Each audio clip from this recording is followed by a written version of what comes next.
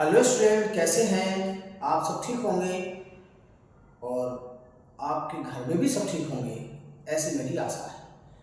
और आपकी पढ़ाई तो बहुत अच्छी चली रही होगी क्योंकि परीक्षा आपके लगभग करीब आ रही है। और इसके लिए आपको कुछ भी नहीं करना है, जो हम पढ़ा रहे हैं उसी को आप तय करते रहिए और साथ में उसके जितने भी आपके बुक्स में इम्पोर्टेंट जो पिछले ईयर में आए हुए क्वेश्चन हैं उनको भी सॉल्व कर लीजिए। और आपको बहुत बड़ा सिलेबस पढ़ने की ज़रूरत नहीं है। तो हम अगला सेट शुरू करते हैं 346 XW, जो इसका 5वां सेट है 2020 का। तो शुरू करते हैं पहला सवाल इसका।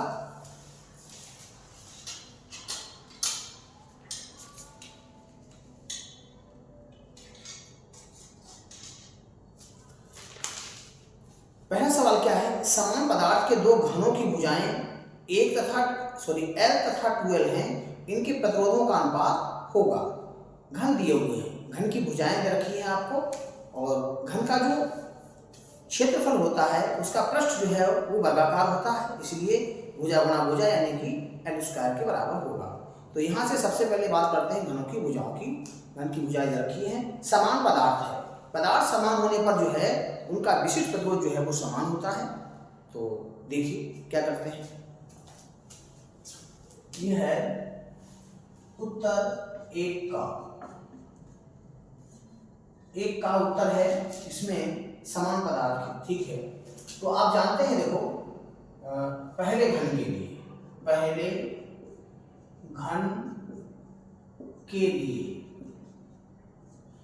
के लिए क्या होगा? R1 बराबर रो L1/A1। ठीक है, पहले घन में जो विशिष्ट प्रतिरोध समान रहेगा।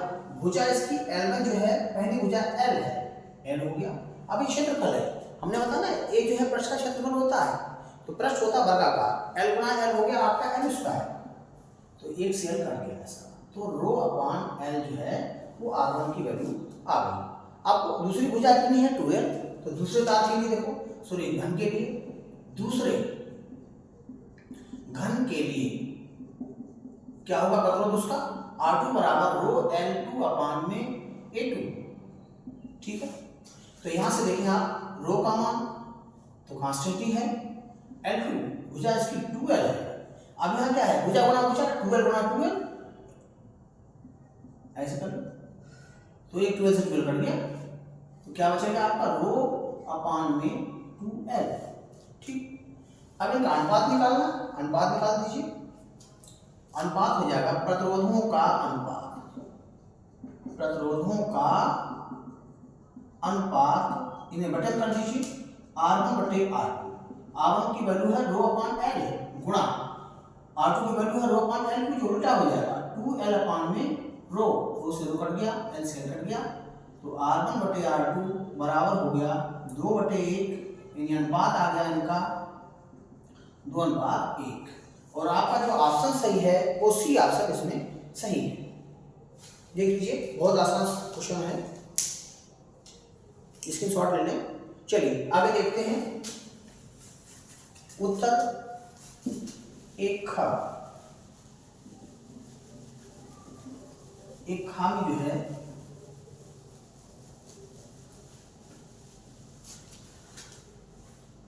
एक खामी क्या है? 99 ओम प्रतिरोध के धारा मापी में मुख्य धारा का 10% भेजने के लिए आवश्यक शंट का प्रतिरोध होना चाहिए।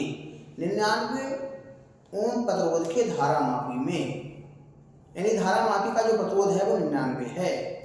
तो धारा मापी की जो प्रतिरोध है उसको हम G कहते हैं। तो ये उत्तर आपका एक खा हो गया। धारा मापी का प्रतिरोध आपका G हो गया, G बराबर 99 ओम। और इसमें जो धारा भेजी जा रही है मुख्य धारा की 10%, मुख्य धारा मान लीजिए I है, तो इसमें भेजी जाने वाली धारा हो गई I का 10%, अर्थात क्या हो जाएगा? I गुणा 10/100, यानी कि हो गया आपका I/10। ये IG पता लग गया।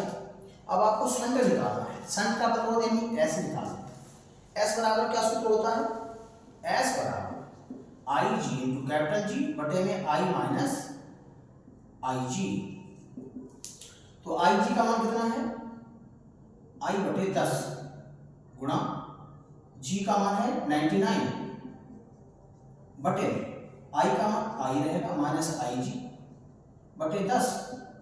इसमें घटाया कि 10 एकम 10 में से 1 क्या 9, तो आई बटे 10 इंटू 99 बटे में क्या हो जाएगा 9 आई जी बटे में 10।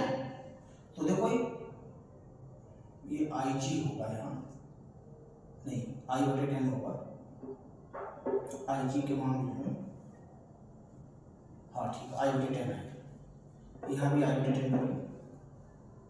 चलिए अब यहाँ से इतना आ गया तो देखो 10 से 10 कट गया, आई से आई कट गई, 9 से काट दो इसे तो 11 ओम आ गया। ये प्रतिरोध आपका 11 ओम आ गया शंट का, देख लीजिए।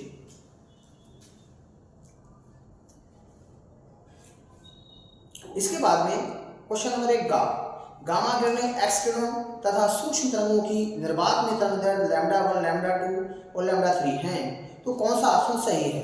तो इसमें जो ऑप्शन सही होगा आपका λ1 लेस देन λ2 लेस देन λ3, इसका ऑप्शन सीधे आपका डी सही हो जाएगा गा वाले का। अब घा में देखिए एक घा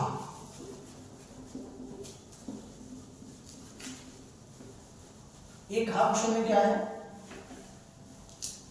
एक घा क्वेश्चन में दिया हुआ है जब एक प्रकाश किरण n अवर्तनांक के माध्यम में प्रवेश करती है तब अपवर्तन कोण का मान आपतन कोण का आधा रह जाता है। अच्छा, अपवर्तन कोण का मान क्या होगा? ये सवाल हम पीछे करा चुके हैं। इसमें दिया हुआ है आपका आपतन कोण का आधा रह जाएगा, कौन सा? अपवर्तन कोण, अर्थात यहाँ पर r बराबर दिया है आई बटे 2, तो यहाँ से क्या हो जाएगा, ये सूत्र लगा देंगे सीधे, कौन सा? साइन आई बटे साइन आर, ठीक है। तो साइन आई का सूत्र लगा दीजिए, कौन सा? 2 साइन आई बटे 2 इंटू कास आई बटे 2 बटे में आपका हो जाएगा साइन आर की जगह रख दीजिए कितना, साइन आई बटे 2, तो ये कट गया देखो इससे, तो ये 2 इसके बटे में ले आओ n बटे 2 कास आई बटे 2, तो आई बटे 2 बराबर क्या हो जाएगा कास इनवर्स n बटे 2, तो आई बराबर होगा 2 कास इनवर्स n बटे 2, और आपका जो ऑप्शन होगा वो डी सही है। ये आसान सवाल है, पिछले सेट में भी आया हुआ था, इसका मतलब अच्छा सवाल है ये। अगली बात करते हैं एक वहां, ये तो था एक घा का उत्तर है ये।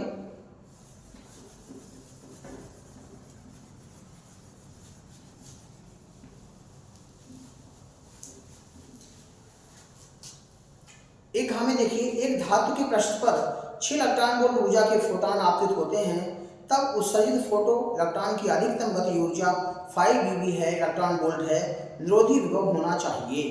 तो एक वहां का देखिए उत्तर, एक वहां देखिए आपको निरोधी विभव दिया है, निरोधी विभव V0 का लग रहा है, यह मान दिया है आपको 5 इलेक्ट्रॉन वोल्ट, नहीं गलत, इलेक्ट्रॉन की अधिकतम गति ऊर्जा दे रखी है। इलेक्ट्रॉन की अधिकतम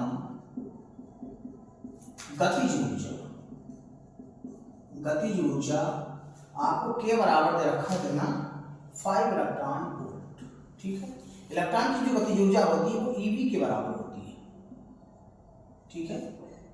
तो क्या करेंगे, यहां से ई से ही कट जाएगा, तो विभव आपका जो है इलेक्ट्रॉन वोल्ट कर लो, तभी आपको ये नहीं लगेगा कि कट गया हो। तो ये आपका बी बराबर कितना हो गया 5 वोल्ट आ जाएगा, ये आपका निरोधी विभव हो गया ईवी 0 कर, इसको ईवी 0 करो तभी आपको सही समझ में आएगा। निरोधी विभव ईवी 0 वैसे होता है, ये निरोधी विभव होगा V0, तो 5 eV, तो इसे ही कट गया, तो V बराबर निरोधी विभव है 5 वोल्ट आ गया, क्या आएगा निरोधी विभव, ठीक।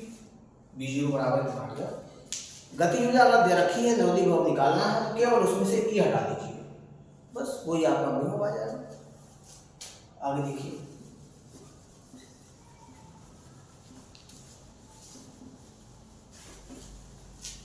क्वेश्चन नंबर इसका एक चार में दिया हुआ है। देखो मैं आपको बताता हूं, उत्तर एक चार में बहुत सारे चित्र दिए हुए हैं। निम्न में कौन सा पीएन संधि डायोड का पश्च अभिनत है? पश्च अभिनत का मतलब होता है उसका एन टाइप सेमीकंडक्टर जो है वो जुड़ा होना चाहिए निगेटिव से यानी कम विभव से, और पी टाइप सेमीकंडक्टर को जो है वो अधिक विभव से जुड़ा होना चाहिए, तब वो जो है निगेटिव वाला जो एन टाइप सेमीकंडक्टर अधिक विभव से होना चाहिए और पी टाइप जो है आपका कम विभव पर होना चाहिए, तब वो क्या कहलाएगा? पश्च कहलाएगा। ठीक है, और ऐसी स्थिति जो बन रही है इसमें बी वाले खंड में बन रही है।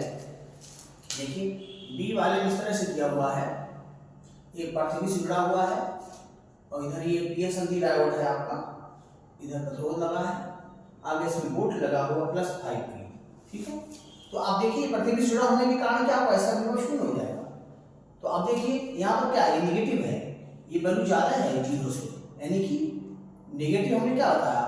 ज्यादा जुड़ा होना चाहिए, पॉजिटिव जो है वो कम विभव पर है, तो ये पश्च कहलाएगा। ठीक है, तो ये आपका बी सही हो गया।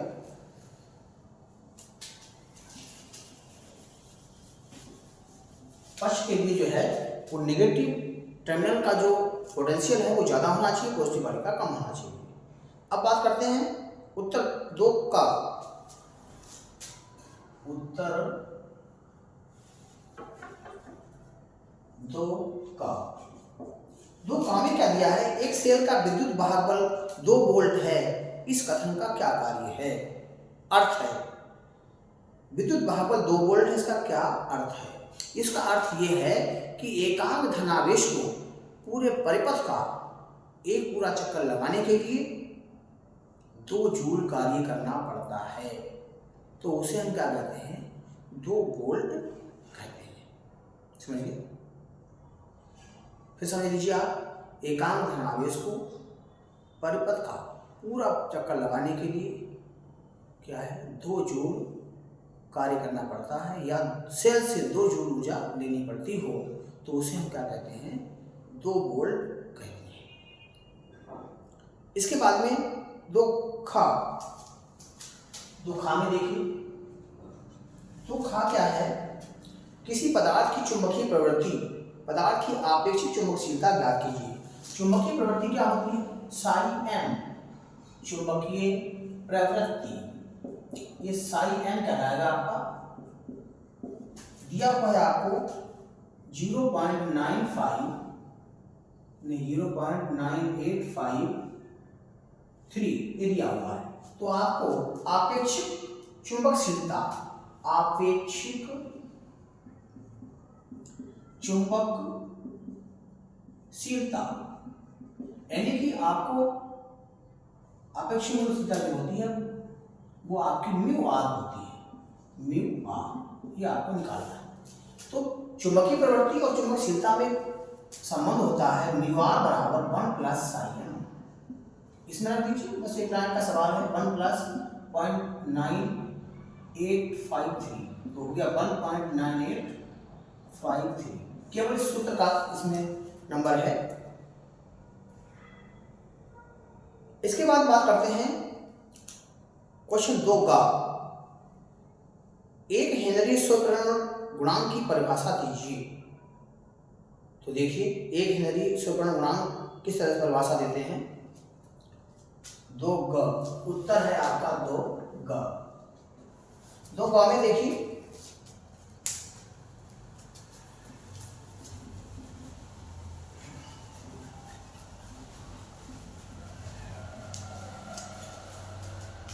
दो का है एक हेनरी स्व-प्रेरण की परिभाषा। हम जानते हैं स्व-प्रेरण गुणांक, स्व-प्रेरण गुणांक या स्व-प्रेरकत्व L बराबर होता है phi/I। यदि I बराबर 1 एम्पियर तो L बराबर क्या हो जाएगा? phi। phi क्या है? वक्र चुंबकीय फ्लक्स है। ठीक है, यदि किसी कुंडली में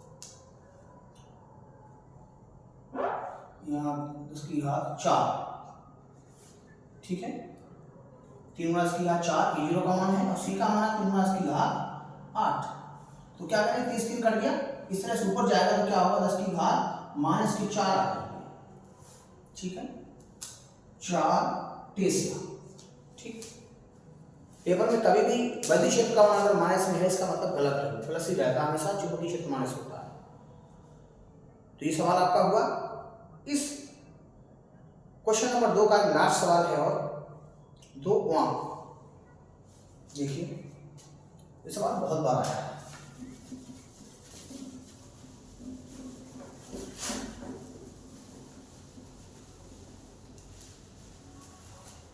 दो देखिए, इसमें क्या है, 2 में है एक नाभिक ZXA क्रमशः अल्फा कण तथा बीटा कण उत्सर्जित करता है, उसके बाद नया नाभिक क्या होगा। तो देखिए इस तरह से बनता है, ZXA से अल्फा कण निकल रहा है, अल्फा कण निकलेगा तो उसके परमाणु क्रमांक की 2 की कमी आएगी, परमाणु भार में 4 की। तो यहाँ से Z-2 XA-4, अब इससे क्या निकलेगा, अल्फा कण निकलेगा। अब यहां से निकलेगा बीटा कण, ठीक है। बीटा कण जब निकलेगा तो क्या होगा, ये नया नाभिक बनेगा, अर्थात यहां से आप y लिख लो, y और A-4 यहां हो जाएगा Z-1। जब बीटा कण निकलता है तो परमाणु भार में कोई कमी नहीं होती है, केवल परमाणु क्रमांक की 1 की वृद्धि हो जाती है। जब उसमें 1 जोड़ेंगे तो Z-1। इस तरह से नया नाभिक जो आएगा उसका परमाणु क्रमांक इस तरह से आपको प्राप्त हो गया। तो आज के लिए इतना ही काफ़ी। Thank you.